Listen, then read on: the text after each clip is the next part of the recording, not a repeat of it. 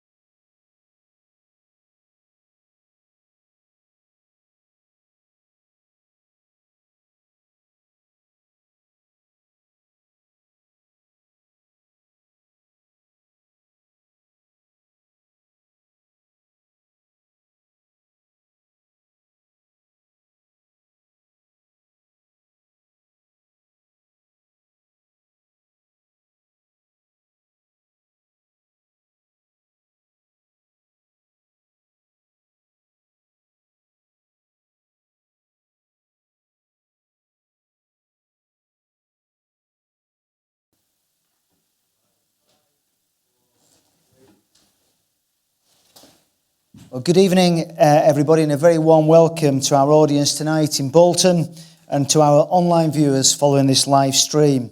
This is the latest question time session with the Mayor of Greater Manchester, Andy Burnham.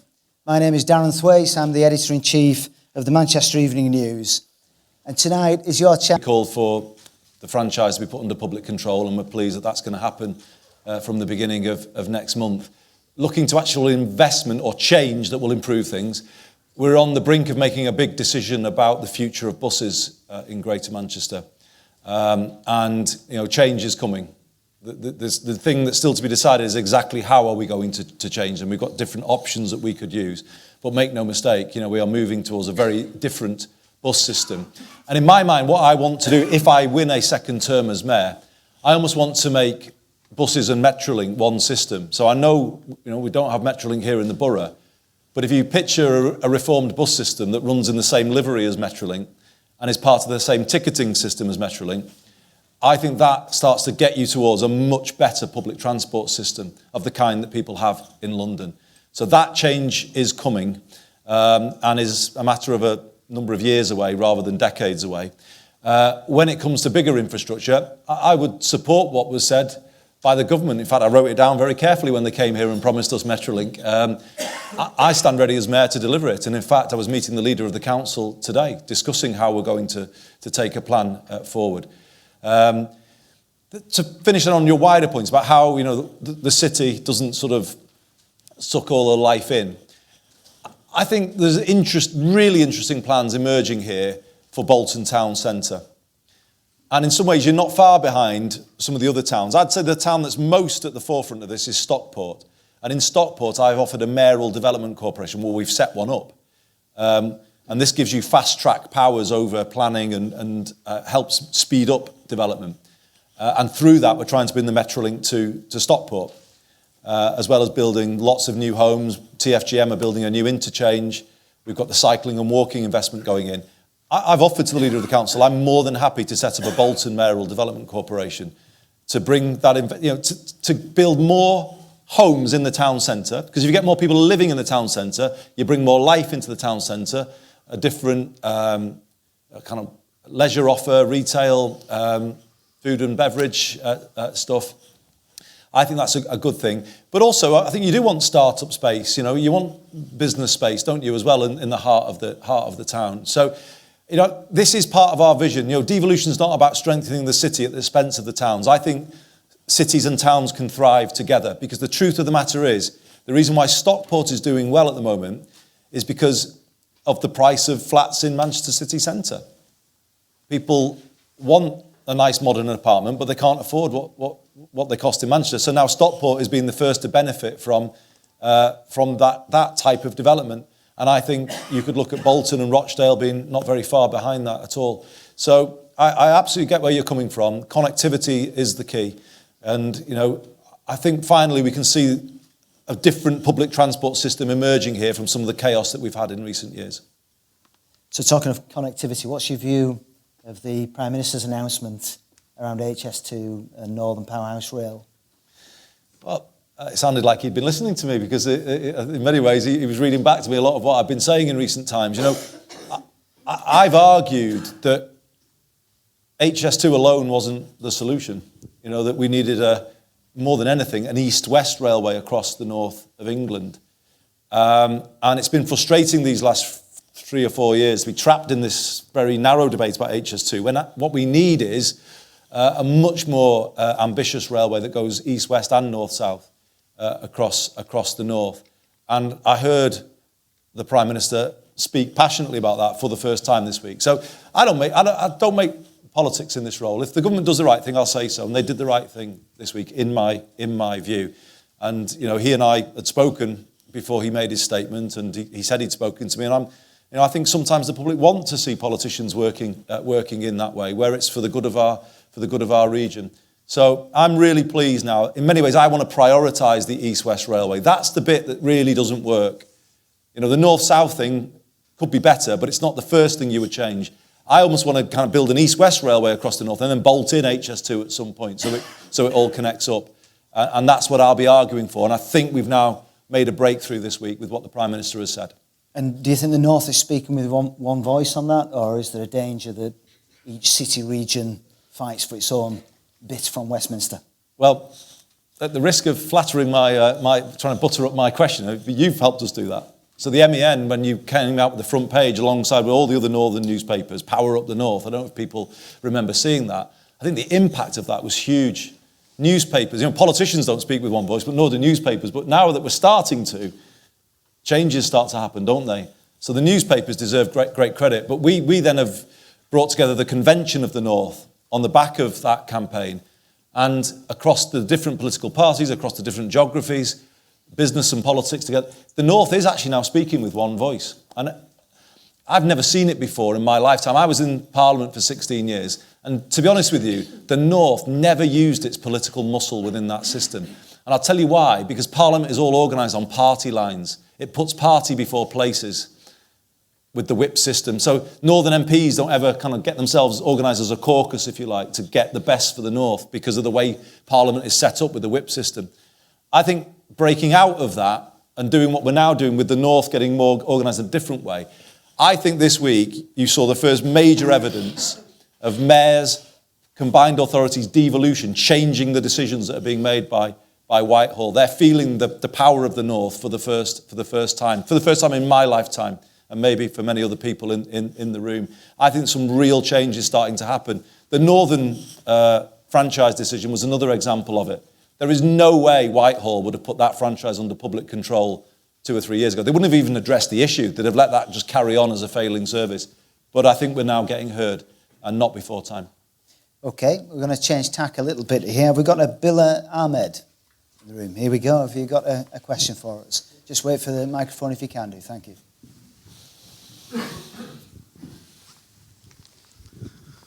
Hello, I'm Bilal Ahmed from Homeless Aid UK.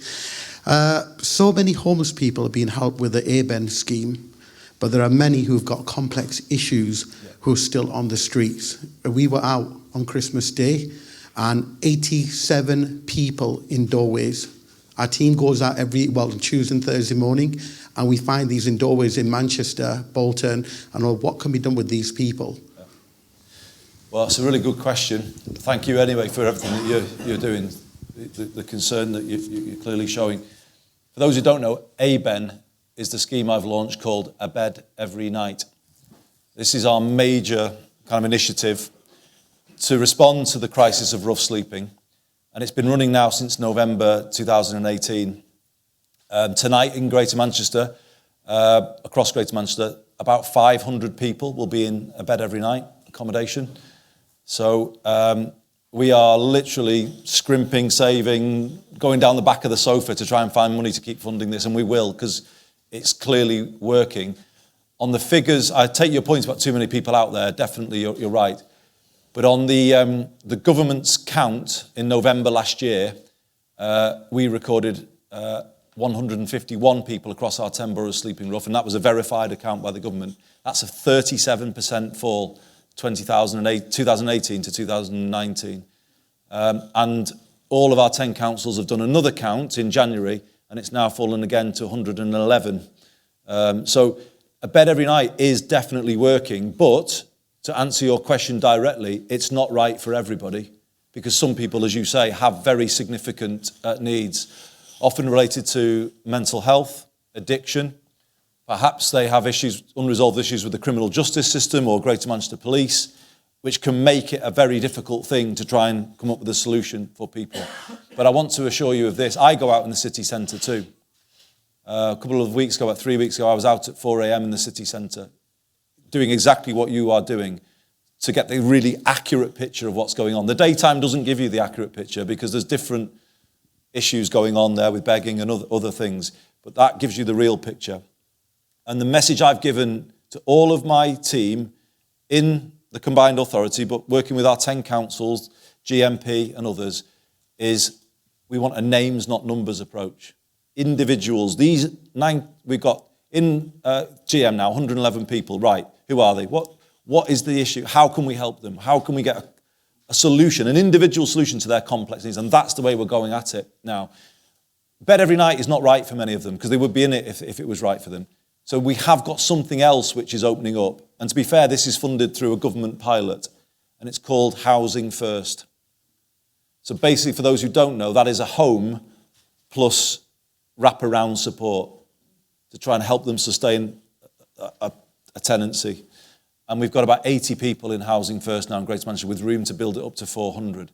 So for those individuals that you were describing, I think it is Housing First, but actually it's also getting our mental health services, working with GMP, working with police and probation, and the Deputy Mayor who's here is doing a lot of work on that to come up with cleverer, more individual solutions for those people. So we are making progress, but we're not where we want to be. And as far as I'm concerned, one person out on the streets is one too many.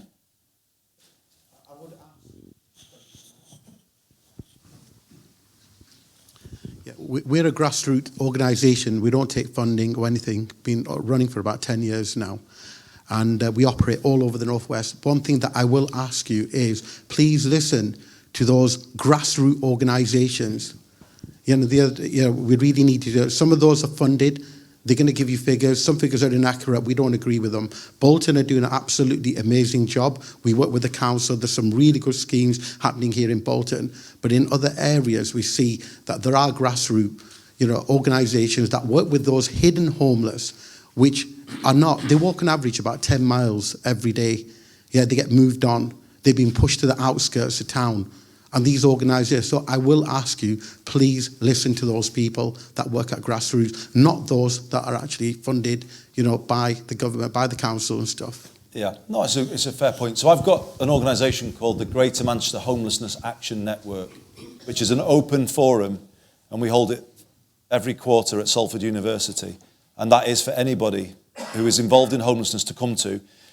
What we try and use that forum to do is create a common cause. Not one group doing one thing and another. We're trying to get everybody pulling in the same direction. If I'm honest with you, some grassroots organisations do things which we don't necessarily feel is the right thing. Handing out food or sleeping bags sometimes isn't necessarily the best way of supporting people. So, we do have to kind of have a discussion with people about what is the best way to support people and how can we then all do the same thing. Greater Manchester Police, actually I just mentioned this because the city centre team have just launched a really interesting new service which the Deputy Mayor and I are funding on a pilot basis. And it's not about criminalising people who are homeless or begging. It's about giving them quite assertive but pretty good support. So it's a daytime service that's being run in Cheetham Hill. You're nodding and clearly you're aware of it. And we think that too may be part of a solution. No one thing solves this, does it? I've learnt that. You're going to have a mix of policies and a range of support. But I am saying always, we start with a supportive approach. I do listen to voices. On our, it's not just the organisations, by the way. On our homelessness programme board, we have people who have been recently homeless, guiding Greater Manchester policy. And, that will always continue. I'll give you my word on that. I've made a personal commitment on this issue. I'm going to see it through. I do donate part of my salary, 15%, to the Mayor's Fund and a bed every night. I've said if I get a second term, I'll donate 15% every single month for the full duration of a second term, because I'm not asking anybody to do anything that I'm not prepared to do myself. And I think that's what we're trying to build here. It's deeds, not words. What are you actually, not the things you claim you're going to do, what are you actually going to do to try and move this situation? So it's not yet where we want it to be. I accept that. But all I can say to you is my commitment to doing something is absolute. Sorry, can we just have the microphone? Just one last comeback on this, if we can, dear. No, it's good. It's interesting. Thank you for your comment. Like telling you need to make friends, and some of these grassroots, we do go out, we do give sleeping bags to those that do definitely need them, who we work with, if they get wet. But you need to make friends with those people. Telling them not to give sleeping bags, tents I understand about, not give them food is not the answer, because a lot of these people who've got complex issues, mental health, they're suffering from social anxiety, they don't want to go to the shelters, they don't want to go to any of these organisations. I know you've got teams that are going out, but you need to really work with them as well, because we have a group, and a lot of people were very upset with an interview, what happened the other day with a couple of organisations. It was, I think, on the radio or something it was. Right. It was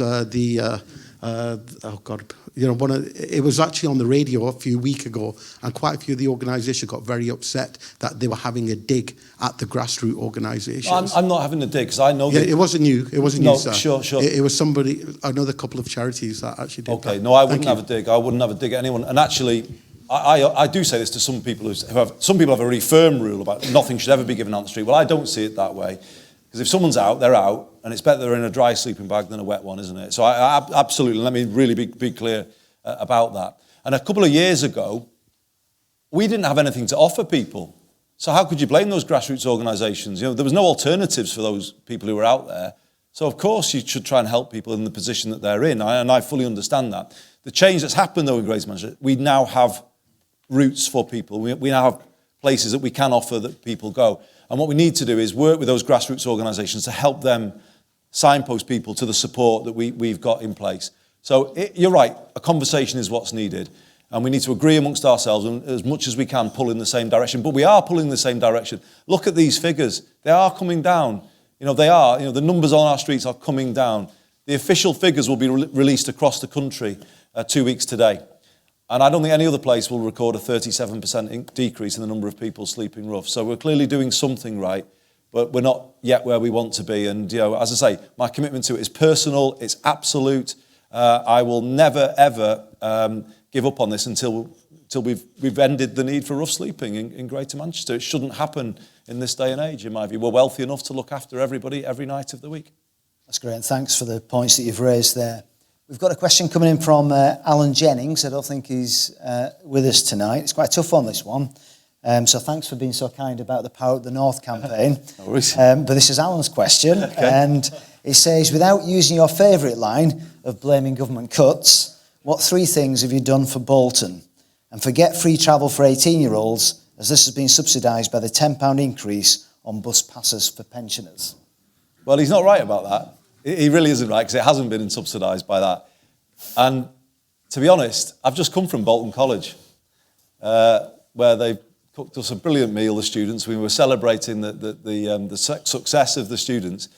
And they were all telling me how our pass has changed their lives. So I think he's been a bit harsh there. But okay, I'll go with it, and I won't mention that. So what have I done for Bolton?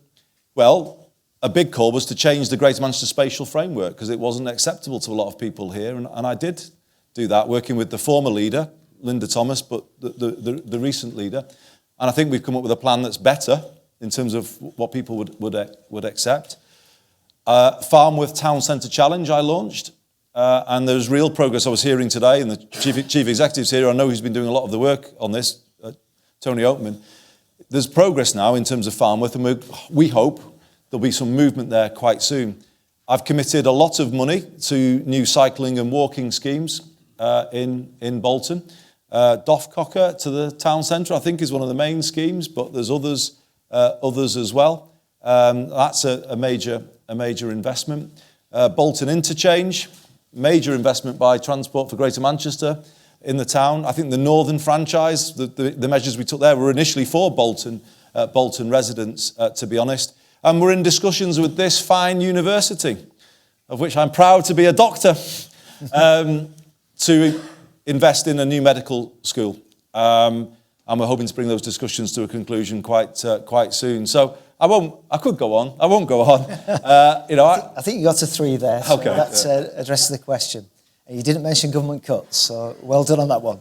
I think it's probably time to go to the audience now. If anybody wants to, does anybody want to ask a question from the audience? Just stick your hand up and we'll get a microphone to you as soon as we can. I think it's top right. If you just can say your name and then ask your question. Hi, I'm Lily and I'm with Bolton Youth Council. If you serve a second term as mayor, do you reckon you'll be able to fund the RPAS beyond the 2-year pilot? I hope so. To be honest, alongside homelessness, I'm most proud of the RPAS because I don't know if you've got it. I don't know if anyone else in the audience has got it. For those who don't know, this is a little piece of plastic, contrary to what Alan just said, that is changing the lives of 38,000 16 to 18-year-olds in Greater Manchester because it completely opens up their horizons. We were just hearing from the college that more people are coming to the college from further afield because of RPAS. It's more than a bus pass. There's links to, I don't know if you've used any of the opportunities yet, but there's tickets to, you have? Yeah. There's, Royal Exchange, Halle, Bolton Wanderers, is that a treat or not? I don't know. I probably shouldn't say that in this audience. Just lost about 20 votes there in one comment. But that's what the thing we're trying to do with RPAS is we're trying to send a message to you that we believe in you and we're going to back you. You've been the target for cuts for too long by national governments, and I just think Greater Manchester's greatest asset is its people and particularly its young people. And what I'm trying to do with the RPAS is not just give you the travel to get to the opportunities, but basically to throw the doors open of the amazing places of Greater Manchester, to let you walk straight in and sort of find your future within those amazing buildings that we've got to offer. So, yes is the answer. The reason I hesitate is because we are looking at the cost of it at the moment, and we don't know the cost yet. As I say, 38,000 young people have got it. I think we're already over 5 million bus journeys that those young people have taken. And let me just say something to the slightly older people in the audience. As you say, well, why are we doing all this? What's in it for us? We think that the RPAS is going to halt the 30-year decline in bus patronage in Greater Manchester. It's bringing more people back onto the buses. It's actually the first step of reforming the bus system. You can't reform it if the numbers are going down every year. So what we're trying to do is get people back on buses, and by getting more people on the buses, we're going to shore up some of those bus routes that are at risk. I think it is the right thing to do. I think I've heard enough already that the RPAS is changing lives for the better. You're nodding. I'm really pleased to see you doing that. But if I can just get a little bit, it's not really a platform for electioneering, is it really? But, maybe challenge all the candidates at the coming election, myself included, about this issue. I want to keep it. And I'll be asking the 10 leaders of Greater Manchester to back me in keeping it, because I think it's the right thing to do for our young people. And I think, let's have a debate about it at the forthcoming mayoral election, because I think if all of the candidates back it, then it will be here to stay. Very good. Any other questions? I think let's go to the far right. That's okay. My name is Alvis Young. Greetings, Mr. Burnham. Good evening. Are you serious about preventing pollution in the city, or is it a revenue-raising exercise? No, it's the former, not the latter. To explain, we are going to introduce a clean air zone in Greater Manchester next year. And actually, not necessarily through choice, through instruction. The government has given us a legal instruction, or I should say, the 10 councils are in receipt of a legal instruction to clean up the air that in many places is illegal. Polluted to illegal levels, and that clearly can't continue. So we have to do it, and we've bid to the government for money to do it, to change the way the transport system works. So we don't just want to penalise people, as you say. We want to help people move from a more polluting vehicle to a cleaner vehicle. So if you think about the taxi trade in this borough, there's lots of taxi drivers and companies registered in this borough. We don't want them to put people out of work or put any businesses at risk. We want to create a loan finance scheme where we help people move to cleaner taxis. And actually, often you get lower running costs. You know, when you're not paying for the diesel and petrol anymore and it's electric, it's much cheaper to run those vehicles. So I don't want to do it by penalising people. We've asked for money on the buses because, as I was saying to the lady before around changing the bus system, I want the buses to be all electric, like Metrolink. It really will be one system. When they're all in the same colour, they're all electric. Just some have rubber wheels on a road and some have steel wheels on a track. So this is the kind of change I want to see. But when we ask the government for money, and this is, I'm afraid, a government cuts point, I put a big bid in with the other 10 leaders for a clean bus fund, a clean lorry fund, a clean taxi fund, and a clean van fund so that we don't threaten any of our small businesses. The answer came back from central government: we will pay for the cameras on the roads to issue you your tickets, but we won't pay for anything else. And we are now in dispute with them about that. And to be fair, the current Prime Minister and Chancellor, although he's no longer the Chancellor, sadly, which I think is a bit of a shame because he was born in Greater Manchester, they've changed the tune from the one we were getting from Theresa May and Philip Hammond. They were the ones who were saying we'll pay for the cameras. So I'm hopeful we will get some funding to help people switch. And I'm not proposing to include cars at this stage in this clean air zone. So, private car users won't be affected. But the City Council is actually looking at whether they would have a much tighter restriction on cars in the very city centre. But that really wouldn't affect the vast majority of people. So it's going to be lorries, vans, buses, taxis that might pay a penalty if they've not got a legally compliant vehicle by the middle of next year. And no, this scheme shouldn't raise any revenue, to be honest. The whole purpose of it is to get people to switch. We don't want people to carry on driving polluting vehicles. We don't want the pollution. We're trying to end the pollution. And if you see what I mean, we won't raise any money if there's no pollution because then everybody will have switched. It's not a congestion charge. It's a very different proposal. But thank you for your question. Okay. It's a fair one. Thank you. I think if we can go to the top left. You've already answered some of this, but the initial question was, are you still planning to bring public transport back under public control? It sounds like yes.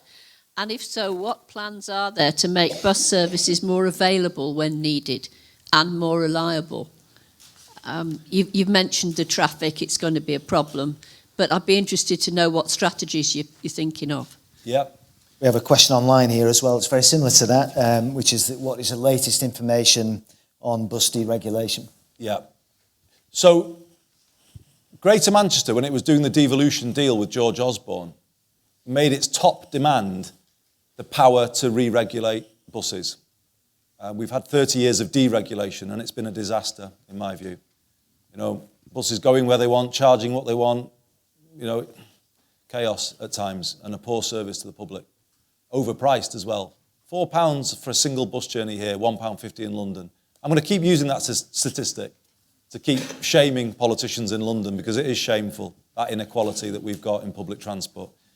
So Greater Manchester asked for the power, and we got the Bus Services Act, which came in 2017. George Osborne's top demand was an elected mayor.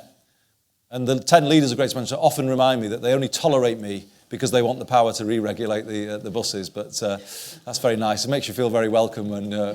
But joking aside, we've been looking now at our options. And we've got two broad options under the Act. We've got what's called an enhanced partnership, so a much closer relationship with the bus companies to get a more kind of agreed way of doing things, or the London model, which is franchising, which is more public control. And Transport for Greater Manchester did a very big piece of work looking at what would we know what kind of bus system we want, and I described it again to the lady before the first question. TFGM have been considering, well, what route best gets us to what we want? And they concluded that was franchising. And what we've been doing in the last 6 months or so is consulting on that proposal. And people may have seen the Better Buses consultation. And we're now analysing all of the responses. So I haven't made my decision at this stage. I've got to listen to what the public were saying, the majority of whom supported TFGM's proposal. but we've had counter proposals in from the bus companies. And it's my legal duty and it's probably what I should do is give very detailed consideration to what they've said. Because for all of you as council taxpayers, if we can get everything we want without paying as much, well, I do have to look at that, and we do have to consider that. So that work is ongoing at the moment, but our aim is to come to a decision before we see the sort of effective closing down of the system before the mayoral election in May. So a decision is fairly imminent.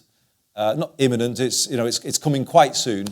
But there is more work to be done at this stage to look in detail at particularly what the bus companies have put in as a counter proposal. So that is as detailed an explanation as I can give you. But I come back to the point I said at the beginning, buses here are going to change. Please make no mistake about that. And I'm also in discussions with the government about support. So they promised in their manifesto a London-style bus system, which is, interestingly, the language that I've been using in recent years. But I've gone back to them now and said, OK, thank you, because we want that. But do you realise a London-style bus system requires London-scale subsidies of the kind that you enjoyed as Mayor of London, Mr Prime Minister? So what was good enough for you in London is definitely going to be good enough for us here in the north now. So I'm in those discussions with the government. And I am asking them for subsidies worth, let's just say, tens of millions of pounds, so that I don't have to come to all of you in this room as council taxpayers to pay for the better bus system that we need. It's as accurate as I can give it to you and as up to date as I can give it to you. But I hope you see where we're up to. And yeah, we are on the cusp of a big decision. Okay, still on transport. Do we have an Andrew Fawcett? Here we go. I think you've got a question on transport. Andy, I'm fairly confident that the infrastructure is going to improve. I think one of the difficulties we have, and I'd include myself in this, is that we've got generations of people in the Northwest who are just simply wedded to their cars. Yeah. And how do we make it exciting and get people, because an awful lot of people just think buses are for those who haven't got a car. Yeah. And we've got to change that mindset, haven't we? You're absolutely right. I think that is the problem, but it's a product of our poor public transport, isn't it? But it's worse than that, if we're honest. We've been building for the car for how long? 30, 40, 50 years? And I mentioned the spatial framework in response to Alan's question before that I've changed. Well, that was another plan to build for the car. It was taking so much greenbelt on the big strategic roads that was just a recipe for more cars on the road. And the switch that I'm asking the boroughs to make is to do more in town centres, as David and Tony here are looking at doing through the work that they're doing in Bolton Town Centre. Stockport, 3,500 homes in Stockport Town Centre. Rochdale starting to do the same. You've got to start building more affordable homes linked to public transport. That, I think, is the vision. And the Farnworth Town Centre Challenge I mentioned, we're looking at more residential development there, and again, closer to the bus routes to public transport. So you're absolutely right. But I hope you can see what I'm sketching out here is a public transport system that is so reliable and trustworthy and accessible and affordable, crucially, that it makes public transport a completely different offer. This point about a cap over the different modes is the key, I think. So at the moment, if you get on a bus and then go and get on a tram, you pay each time as though you're a new customer to the system. And here you could spend 20, 30 pounds a day if you're going around public transport. In London, it's all capped. So you can't pay more than £10, no matter how many buses or tubes you go on. And that's what, if I'm going to get a second term, what I'm saying is, I will have a London-style cap over bus and tram by the end of that second term, so that you could make journeys that combine both, but not pay twice, if you get where I'm coming from. And that's exactly the same in most European cities, and we're going to be up there with them with a much more progressive, affordable public transport system, but also crucially an accountable public transport system. Because at the moment, the bus companies, the train companies, they're not accountable to you. I mean, they're just not. They're paying themselves, telephone number salaries in the transport industry, some of them, without any accountability. And we saw that with Northern Rail. In time, I want to bring GM commuter rail under this system. So we really build it out as to a tram, bus, tram, train, and then the last one, cycling and walking. I made that my top priority when I became mayor, because for me, that's how you get transport investment into every single community at a grassroots level in Greater Manchester. And we've got Chris Boardman, who's developed an amazing plan, the B Network. I think the work we've done on that is about to pay dividends, because now the government is sort of promising to put £5 billion into cycling provision.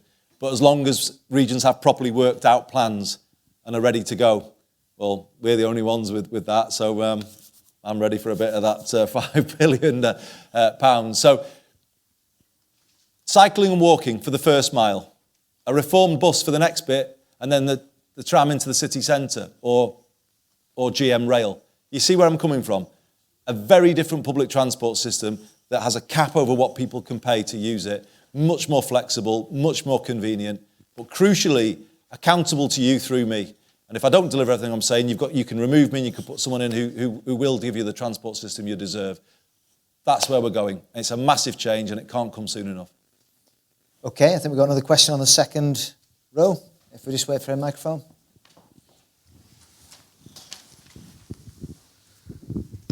Mr. Mayor, my question is about bringing new businesses, new business creation into peripheries of Manchester in the new industry sectors.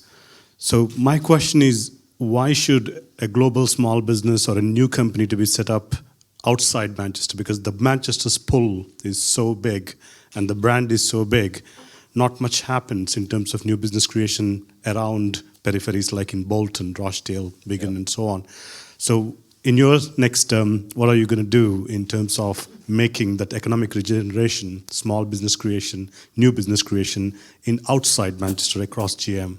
Yeah. It's a really good point, and it kind of occupies my mind quite a lot, because I'm very clear. I mean, people may remember me as the MP for Lee, so I've never been city-centric, if you like, and I always kind of saw the position of the town in relation to the city. I understand that very, very well indeed, and I worked as the MP for Lee to get the Lee Sports Village built, for instance, because I wanted to bring that investment back in to the outer areas.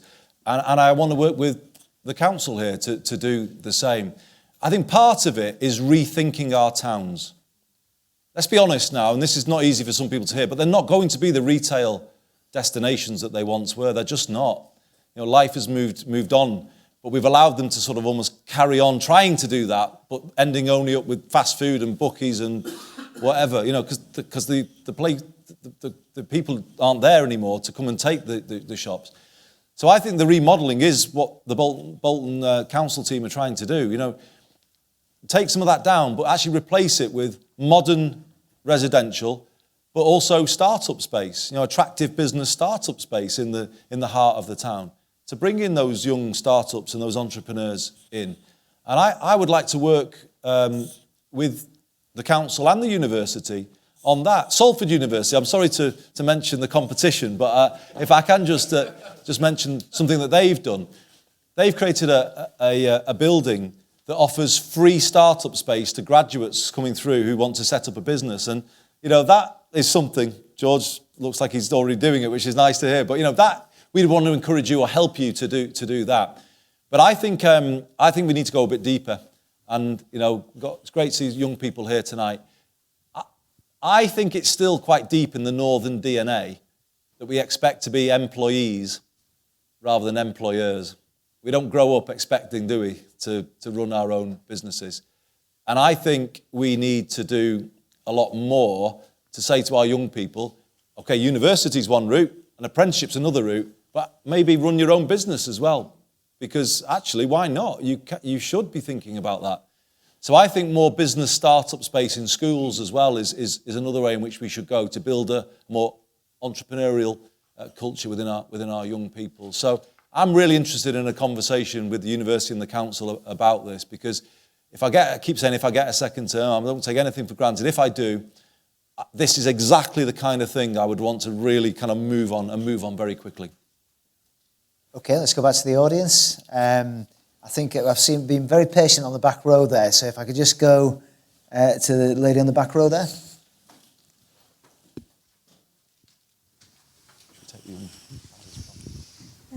Good evening, Doctor. Mr. Andy. I am Dr. Burnham. All right.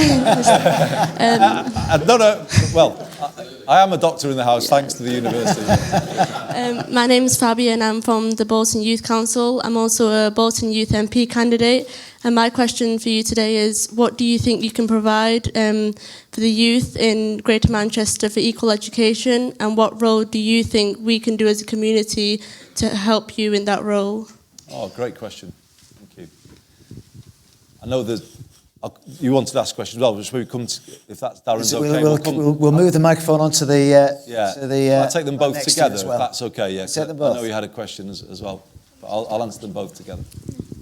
Hi, my name's Xander and I'm for the Youth Council as well. If you do get your second term as mayor, what will you do to get more people to walk or cycle to school or any place really? Okay, brilliant. Thank you both of you for those questions, and amazing to see you here tonight actually, and clearly being involved in your community and on the Youth Council.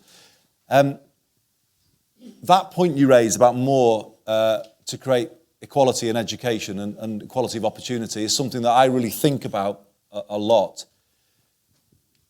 Going back a few years, I was Shadow Education Secretary when Michael Gove came in, and I'm not going to get all party political, but I do think he did something which was quite damaging, in that he really skewed the whole school system towards the university route. You know, that became like the be-all and end-all. Now, universities are important, and we're in one tonight, and we love what they do, and we support them. But it's not necessarily right for all young people. And those who were not on the university route, who might want a technical qualification, got treated pretty much as second class, and they didn't get as much attention off the schools because of some of that focus on the university route. And I've been using my role to try and correct that. And what I said I wanted was what I called a UCAS system for apprenticeships in Greater Manchester. So if you are on the university route, it's all pretty clearly laid out in front of you from school onwards what you need to do to follow your dream. If you want a degree apprenticeship in an amazing company like Haworth Air Technology, where we were today, amazing Bolton company, I don't think it's as clear at all what you do. It's not spelled out to you, is it? I don't think young people can see the amazing digital and tech jobs that are on offer in some of those skyscrapers in Manchester city centre. GCHQ just arrived here last year. Biggest intelligence and security organisation in the world. Amazing opportunities. Again, I don't think we know enough. So to correct this, I've recently launched something called GMAX, Greater Manchester Apprenticeships and Careers Service. And the idea of GMAX is to create that UCAS system for apprenticeships and show you as young people all of the amazing opportunities that are there in Greater Manchester, so that you can kind of see what these employers want from you in terms of qualifications. So you're not just following the English baccalaureate if you don't want to. You can say, okay, well, they actually want engineering or ICT, which aren't the subjects that the school are telling me to take. And then you can sort of find your pathway to where you want to get to. It was National Apprenticeships Week last week, and I was in the city centre on Market Street with a group of companies and young people who were ambassadors for apprenticeships in Greater Manchester. And one of them was a young woman, 23, and she works for a chemical company on Trafford Park, and she's about to get a first-class degree from Manchester University in chemical engineering, age 23. She owns her own flat, she has no debt, and I think that's not a bad position for her to be in. And you could argue a route that would be more attractive to some young people than the traditional university route of going and taking out all that debt and tuition fees and everything else. So that is my answer to your question, GMAX.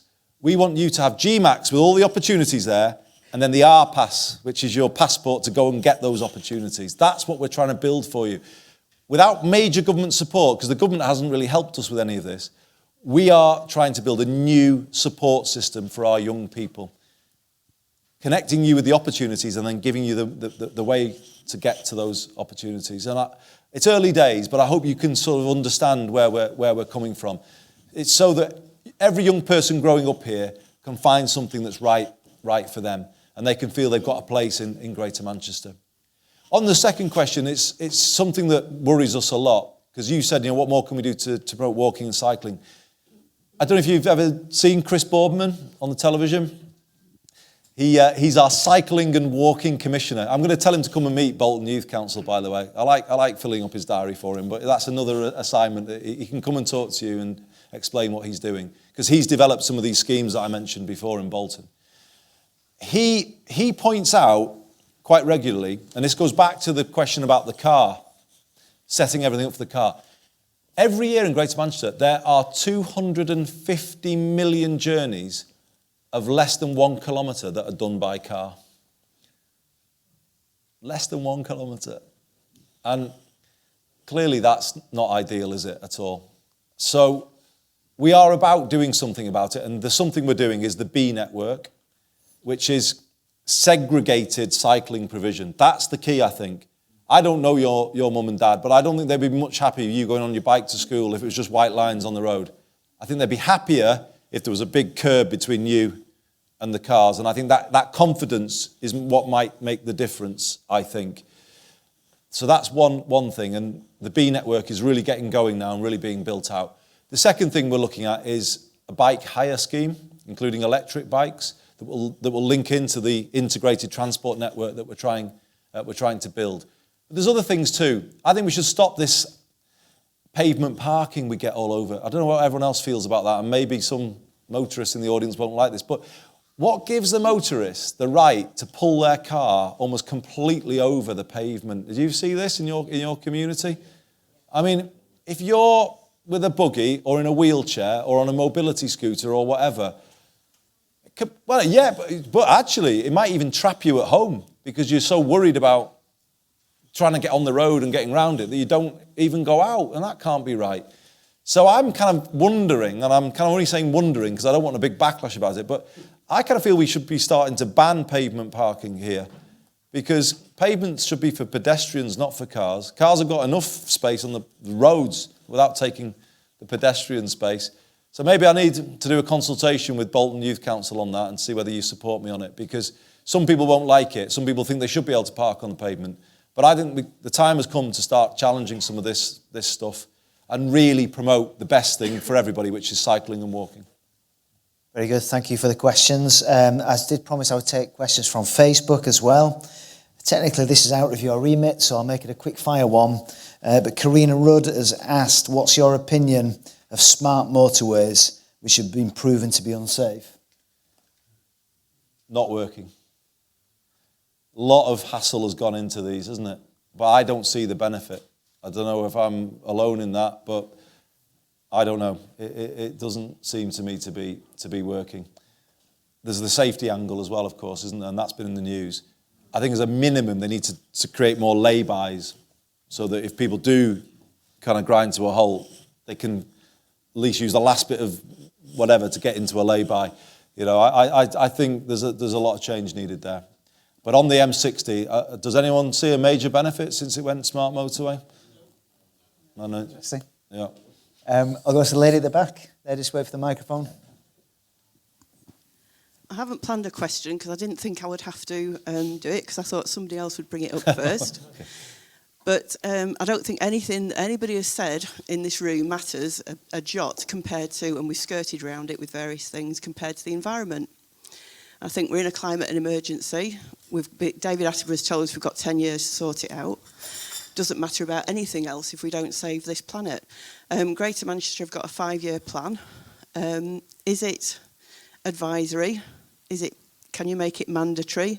What are your plans for the environment? Because it's the most important issue, I think. Yeah. Oh no, thank you. You're absolutely right.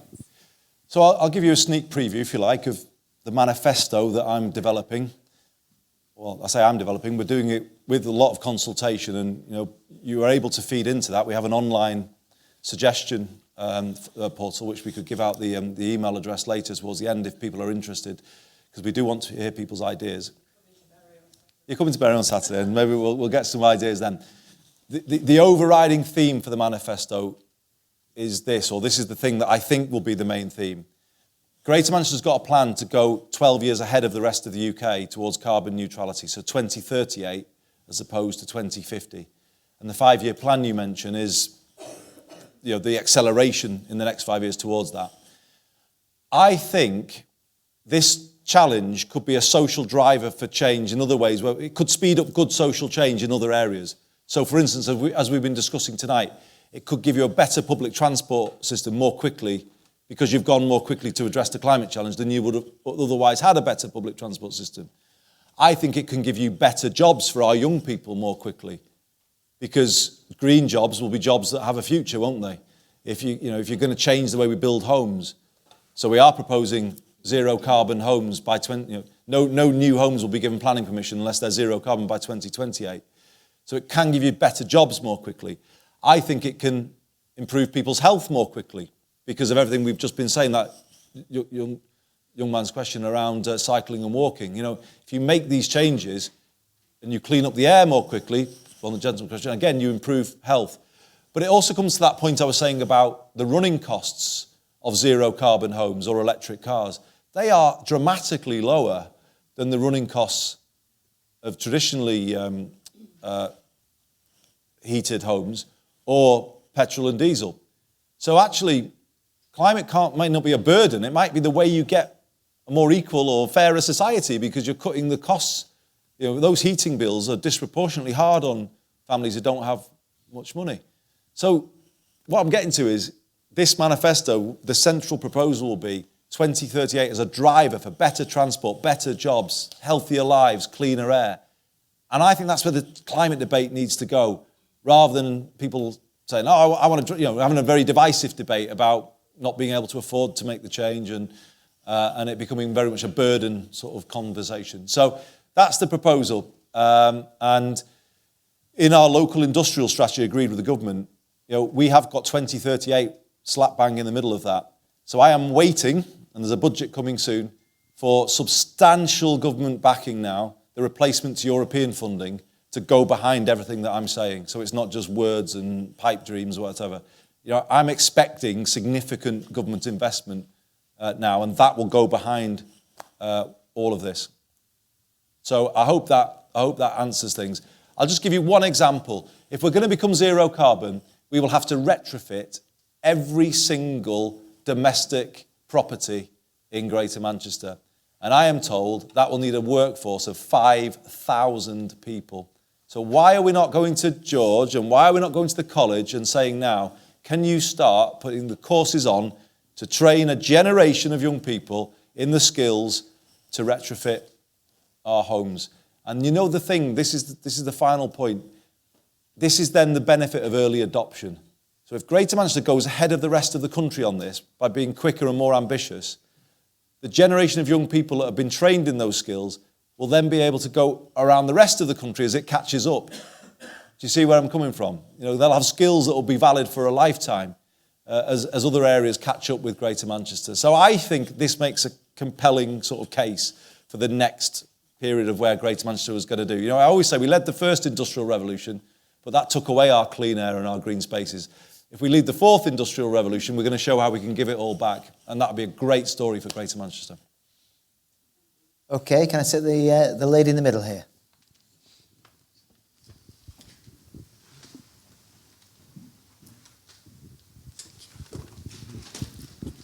Hi.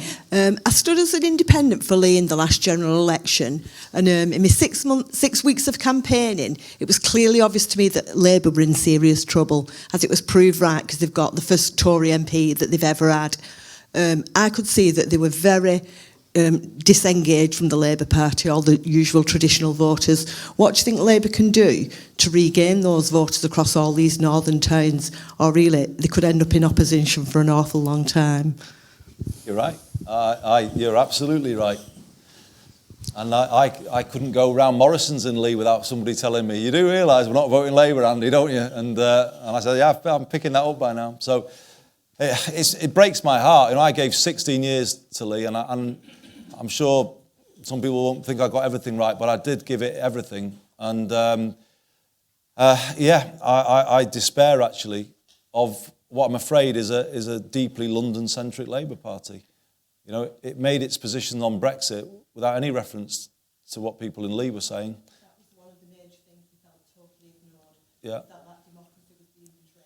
I was on the Andrew Neil show last night. I don't know if you saw it, but I think I used the word disrespected. But I think they were. It was like they were being disrespected, ignored, And I heard the anger, and I'm not sure anyone who's standing to be the leader yet has Lisa and Andy to agree, but not. I don't think any of them has really embraced what needs to change here. See, I was warning about these things when I lost to Corbyn in 2015. I was saying this, that Labour had to come out of the Westminster bubble, it had to get back in touch with people.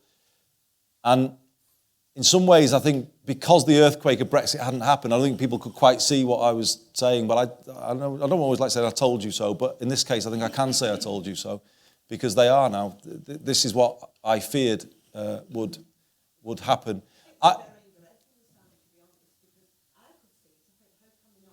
Yeah, well, they didn't care enough, did they? So I tell you what was happening.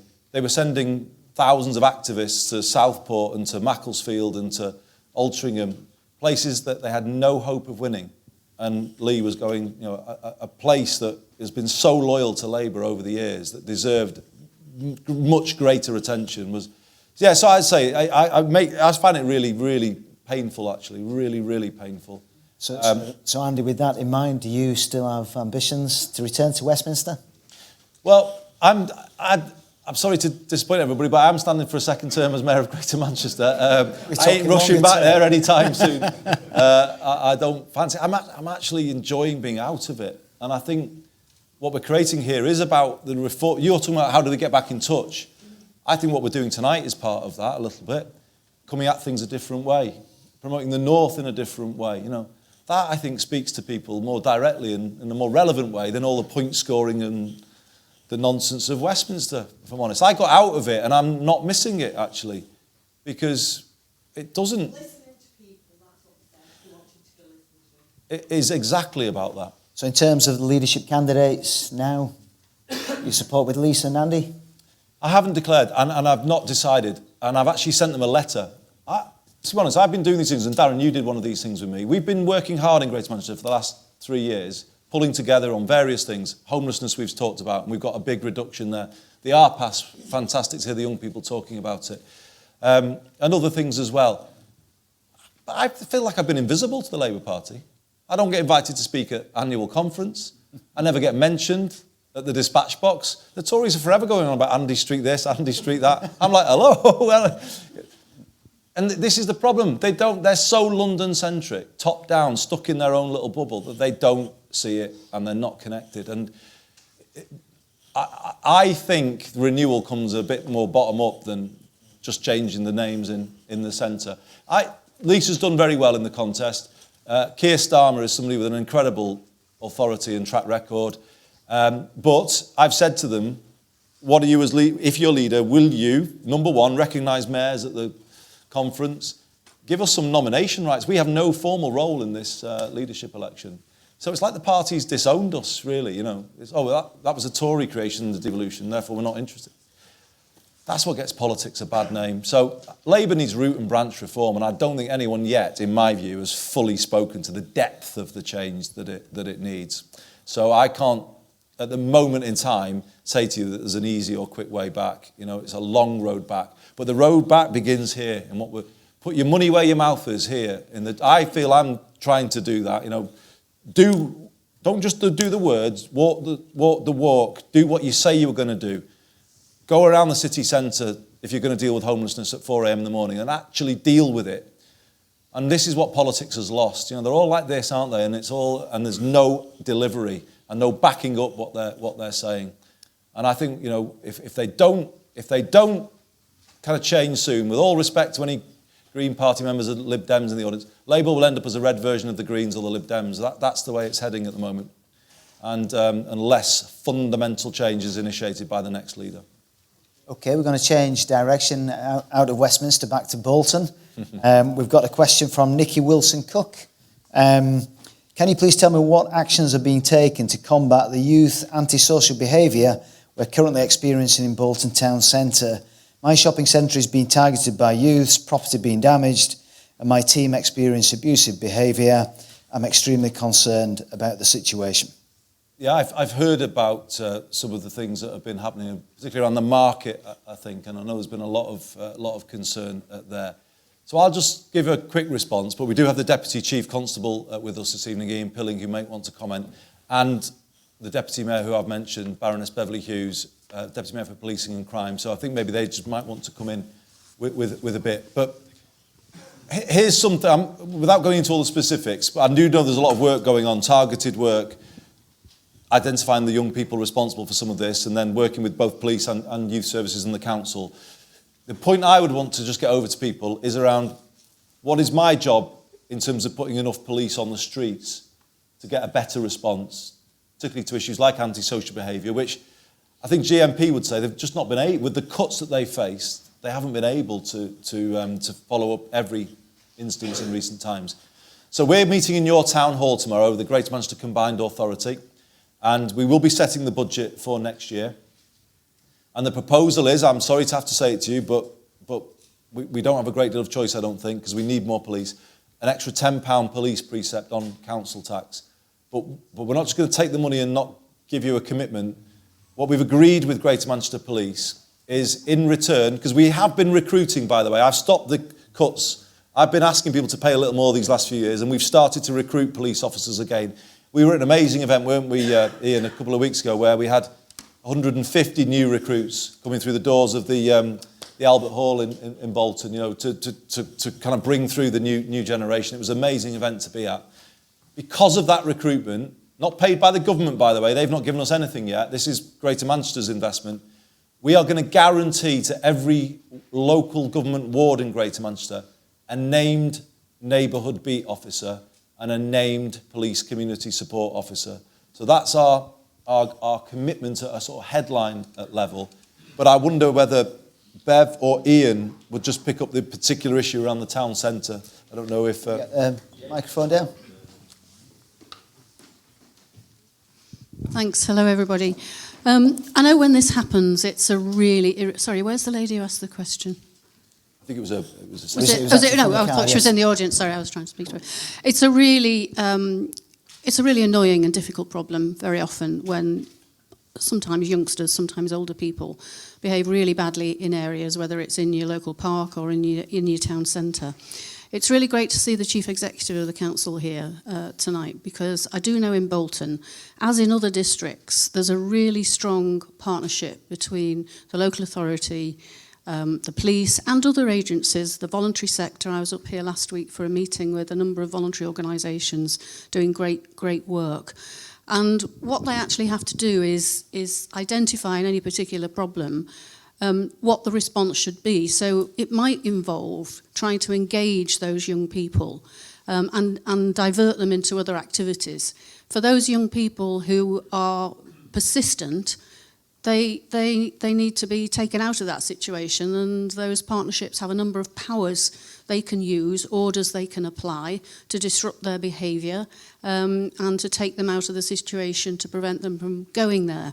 It involves working with schools, but it also involves, and I will say this to this lady with the shopping centre, owners of property, whether it's us as householders or businesses, have to be part of that partnership, because you have to strengthen your resilience to that kind of behaviour as much as you can.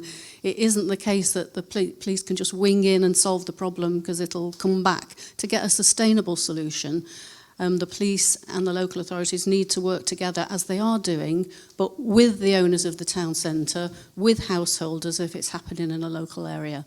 And that's what they are doing. There are specific operations here in Bolton in relation to shoplifting and burglary of commercial premises in the town centre, also in relation to personal robberies, so the police do identify when specific concentrated action needs to take place, and as I say, that is happening now in Bolton in response to some of these issues.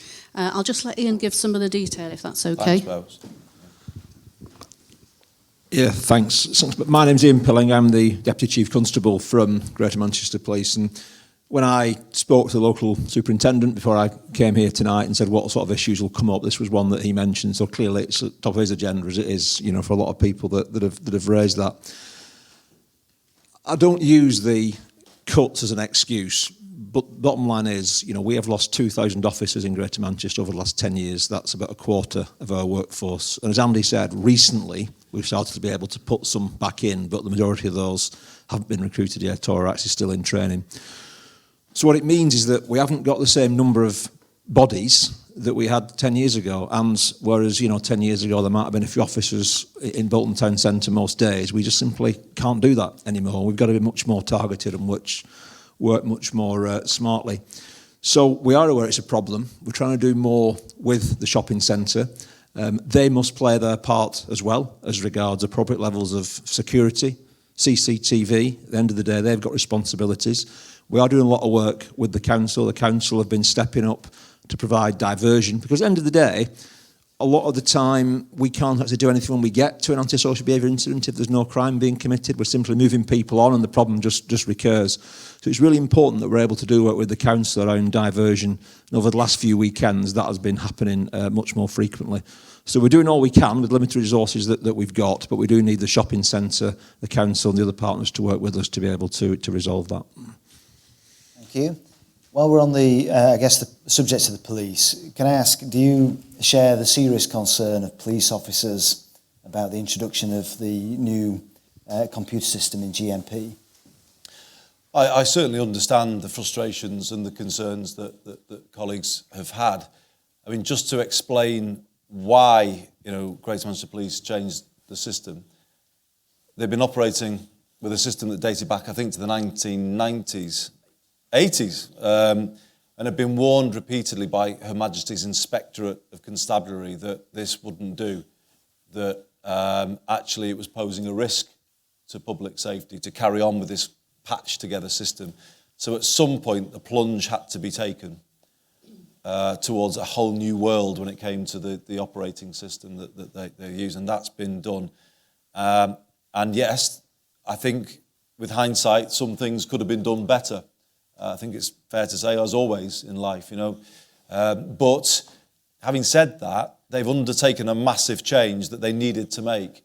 That in the end is also bringing some benefits. I know we only hear the bad sides of it, but actually it is an easier system. The more that people get used to it, the benefits are starting to come through. But just so we don't shy away from difficult issues, and we don't put a gloss on them, Darren, as you know. So the Deputy Mayor has commissioned an independent review of IOPS and the introduction of it from Her Majesty's Inspectorate of Constabulary, and we'll in due course be publishing that review because I think, to be honest, it is hard. Ian just mentioned the cuts. I've been alongside Greater Manchester Police these last 3 years when we had the darkest night of our lives on the 22nd of May 2017, or when we had the incident at Victoria Station on New Year's Eve, or the stabbing at the Arndale. Those are the moments when you know whether or not your police force is up to the job. And all I can say is in those moments, and I'm sure Bev feels the same, they've been outstanding, absolutely outstanding in terms of the quality of the response and the confidence that we have had in those moments through them. And that in the end is, obviously I judge them most by that. But equally, we have to manage other programmes as well. And I think this has been introduced, and that was a big achievement, but there are definitely going to be lessons learned. And I think there was a sense that officers were making points and they weren't necessarily being heard as quickly as they should have been. So, Darren, the MEN has rightly raised some of those concerns over the last few months. They will be looked at very seriously now by the independent review the Deputy Mayor has commissioned. And as I say, that will be published in due course. Okay, let's go back to the audience. Lady on the second row, just if you wait for the microphone.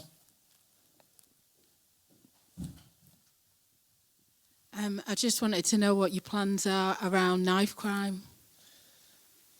So, yeah, it's a massive issue. We've just been at Bolton Lads and Girls Club just now talking to some young people about that very issue.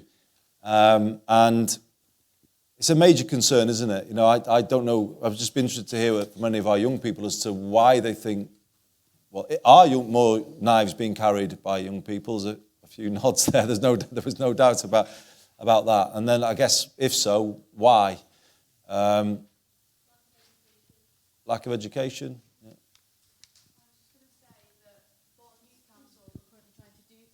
Knife crime, but we don't really get much recognition for it. We don't have many people high up in power hearing about what we're doing.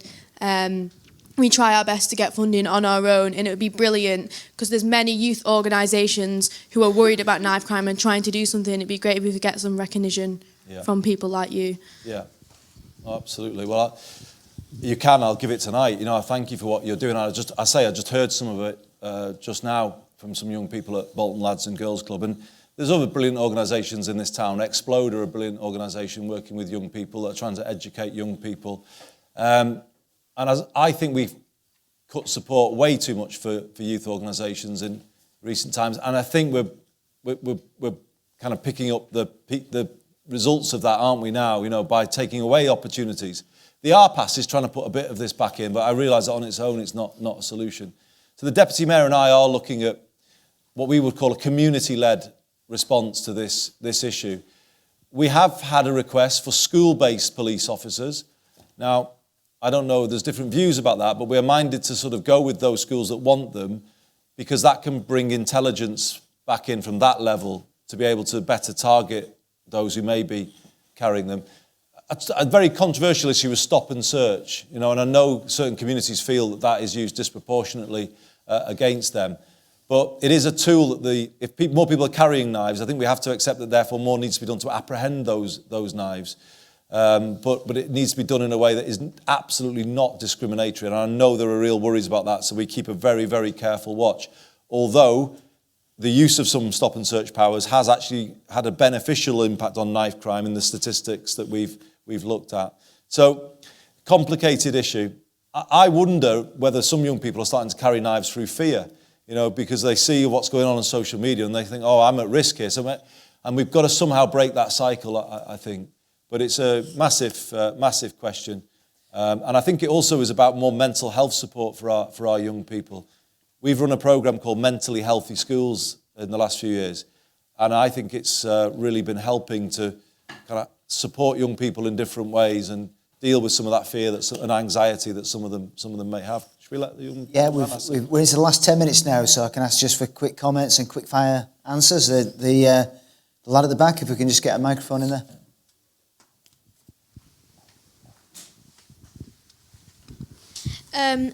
As my fellow person from the Youth Council said, we don't get enough recognition. We set up a campaign called Be Kind to My Mind. We've got a website and we're trying to relaunch it where we're trying to make young people aware of mental health and how they can get support of it. Well, it's amazing what you're doing. And it's fantastic the way you've put your points over tonight. So can I make you an offer that I'll come and meet the Bolton Youth Council and hear about those initiatives? Maybe if the Deputy Mayor's available, might come with me. And we'll see if we can give you some recognition and possibly even some funding. I don't know. Let's have a look at what you're doing. And we'll see if you can get the recognition that you're rightly calling for. Brilliant. Thanks for those comments. We're into the last 10 minutes, so we're going to go a bit quick fire. I'll come to the audience in a second, but we've got Emma on Twitter who has asked Andy, you've spoken in the past about paying off the tuition fees of nursing graduates if they're pledged to work in GM NHS. Is there any progress with this or plans to implement it? I'm still very attracted to it. The NHS said to me they couldn't see a way of funding it. But I think you can, because obviously you'd be less reliant on agency staff if you've got more guarantees of people who are committing to the NHS. So we've introduced a nursing guarantee. So anyone who studies nursing here at our 4 universities, including this one, is guaranteed a job in the Greater Manchester NHS when they graduate. I would like to take it a step further and say if they commit to at least 5 years here working in the NHS, we should maybe not pay off all of their tuition fees, but make a contribution to the paying off of their tuition fees. And it's something that I am still very committed to. And if the NHS is going to get a bit of an uplift of funding, as we're being told it is, then maybe it's a moment to revisit this issue with our NHS trusts. Okay, one more from here. We've got Mr. Khan who says, if you get re-elected, what will you do to revive Bolton? It's about the town centre, isn't it? And it's about backing Bolton Council's plans for its town centre. It's about Metrolink to Bolton, which I'm absolutely ready to work on. It's about better buses for Bolton.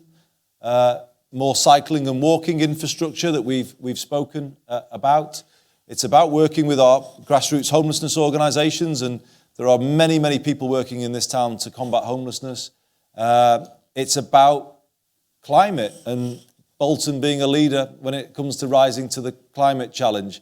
So, yeah, I love Bolton. I always have done. Lee has a nice affinity with Bolton. Most Lathers are Bolton Wanderers fans as well as rugby. Just go to the lady at the back. There's a second bonus question. Just a very quick point about cycle lanes. You mentioned getting people to take the cars off the pavements, but quite often when they're doing that, they're actually parking the cars in the cycle lanes. So the cyclists are cycling up the pavement. I'm just thinking, what about putting cycle lanes on pavements and making the pavements a bit bigger rather than having them in the road? It's just a thought. I don't know.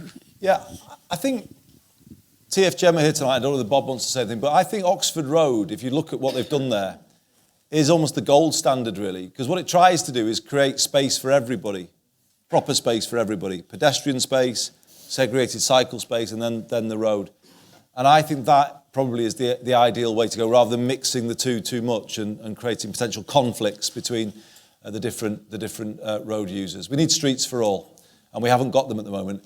When I talk about pavement parking, the Mayor of London his teams can ticket cars that are on pavements. Now, this may not make me very popular, but sometimes you have to do some tough things to get the changes that you need to see. And I want to work with our councils. I think we need those powers, actually. Not on every road, maybe, but on roads main roads that people want to walk down. I don't think pavement parking on those roads is acceptable anymore. Okay, let's go to the gentleman there in the third to back row. Hiya. Thinking about infrastructure projects, are there any long-term plans for Metrolink and Merseyrail to come together and create an alternative tram or train service between Manchester and Liverpool along the Liverpool-Kirkby-Manchester-Victoria line, linking two brilliant cities together? Yeah, well, I do talk to my counterpart, as you know, Mr. Rotherham, and we get along very well because we're great friends. But I always tell him that it'll be fine as long as he agrees with Greater Manchester. And at the moment he doesn't, we're going to build a wall between Wigan and St Helens and make him pay for it, and that'll be interesting. Well, we're talking about GM Rail, but as you say, they already do have Merseyrail. Merseyrail is one of the most successful rail systems in the country. With this northern franchise coming under public control, Steve and I are going to argue, first of all, that it's split along the Pennines, and we start to get a northwest operation. And I think that might be a stepping stone to what you're saying. I think ultimately it's the travel to work area that matters, and it's the GM travel to work area that I think we're most interested in. But there definitely are shared routes between Liverpool and Manchester that we could jointly operate. So all of these are options, and I don't think there are any firm views yet. But yeah, we want a transport system that links up not just in Greater Manchester, but obviously between the two cities.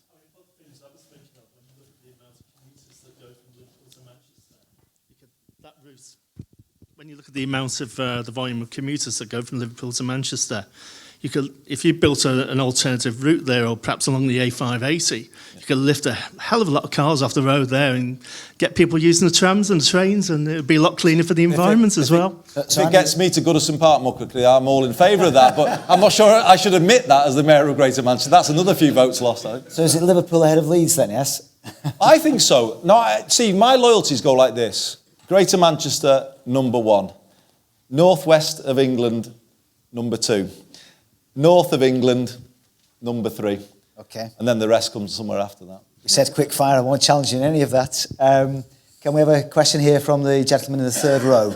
Just microphone on its way. And I think I've got time for probably maybe 2 more after that, so if you get your hands up quickly.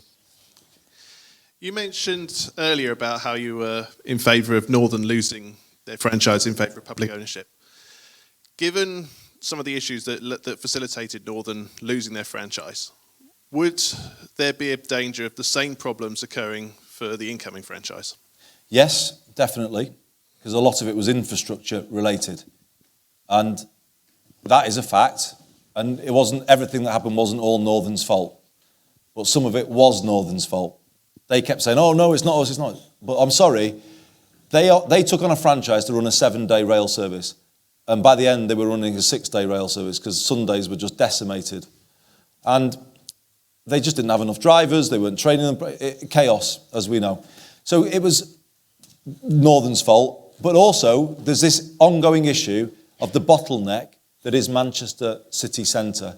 And I'm going to be knocking on Darren's door in a couple of weeks as we get closer to the budget. Because unless you put investment into the Castlefield corridor, you are not going to solve the issues, some of the issues that affected Northern and Trans-Pennine. We need investment down that corridor and 2 extra platforms at Piccadilly. And that project has been reviewed and reviewed and reviewed by Network Rail because it doesn't want to do it and wants to get out of it. But I'm sorry, they made a right mess of this. They built the Ordsall Chord, but not the other capacity. And hence we're in this ridiculous situation. So I keep saying this. If Boris wants an example of a project that is a shovel-ready project that will bring benefits to the whole of north of England, that investment on the Castlefield corridor is it, because it will benefit everywhere through more reliable trains all over the north. And all of the orders are in place, and we need a bit of a campaign now running into the budget, Darren, if you're up for this, to force that is the first thing that you would do to get the transport system of the north back to a reasonable state. Because if you go down that corridor, if you stand on platforms 13 and 14 at Piccadilly, my God, you are close to the yellow line at times because of the sheer volume of people on those platforms. And the trains are like tubes, aren't they? They're coming in one after another. And if one has a problem, they're all delayed. It's absolutely disgraceful. And we need a bit of a campaign now to force the government to make that their first investment in Northern rail infrastructure. Yeah, you'll definitely get our support on that one. Thank you. Sure. I think we've got time for about one final quick-fire question. The gentleman there on the 3rd row. Hi, Andy. We talked about a lot of things, but can you say a bit about the social care funding? And there are 2 elements to that. It's about, the green paper you produced 10 years ago about the social care funding for residential homes and how to fund that. And other one is about integration between health and social care. What are you doing in Greater Manchester and any progress you have made? Yeah, thank you. Really important topic to finish on. I mentioned earlier I was Health Secretary 10 years ago. And 10 years ago, I did propose full integration of social care with the NHS. NHS social care provided on NHS terms, free at the point of use. And actually, only when you fund these 2 systems the same can they fully integrate. Because at the moment, one's means tested, one's free. They don't speak the same language, so they can't really integrate. And I will make this case for as long as I live.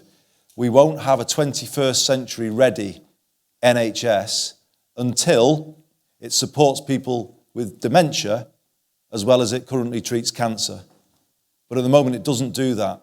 It punishes people who are unfortunate enough to get dementia.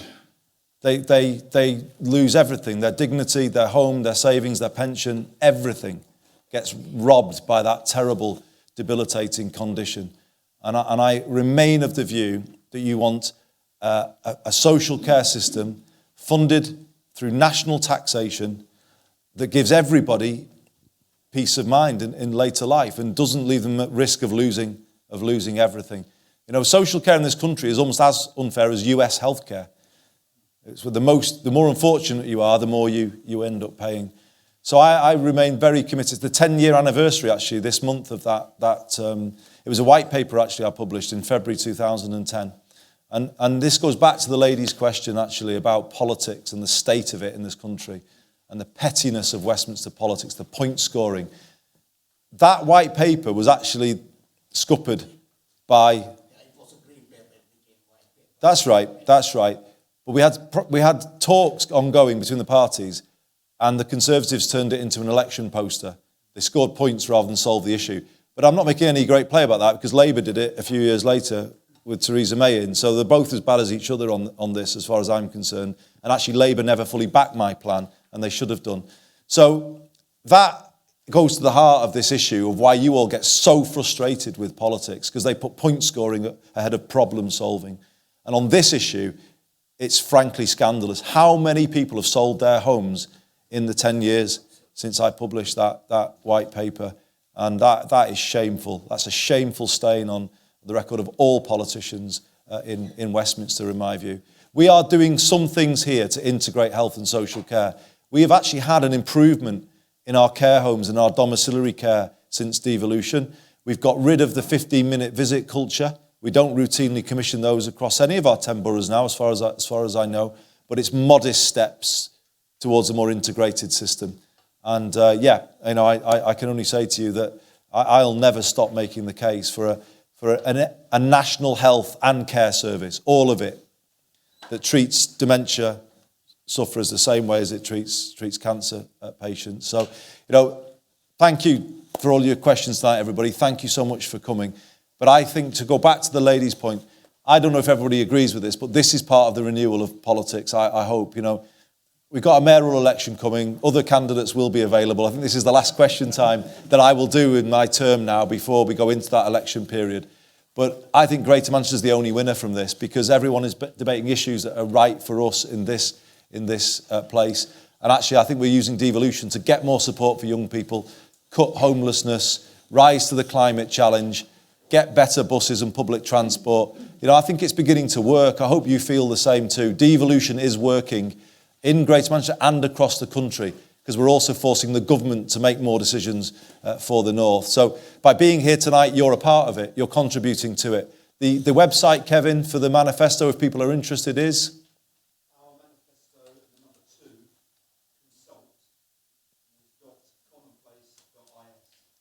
We'll put that out on my Twitter tonight so people can see it, so you don't have to. But it is a link for everybody. It's not just for people inside the Labour Party. Anybody can send us their ideas, because what we keep saying about this is Westminster does to people. When you're that far away from communities, you can only dictate to people. We want to do with you. We might not get everything right, but we want to listen to you in forums like this, take your ideas, and then come back and try and bring forward policies that at least have some degree of consensus around them. So if you feel minded to do it, please send us your ideas. Thank you so much for coming tonight, and thank you, Darren, for hosting it so well. Thank you. Thank you to Andy.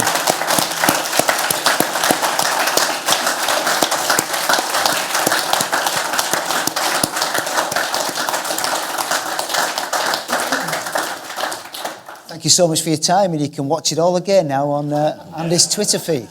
Thank you very much. Cheers, mate. Thanks a lot. Cheers.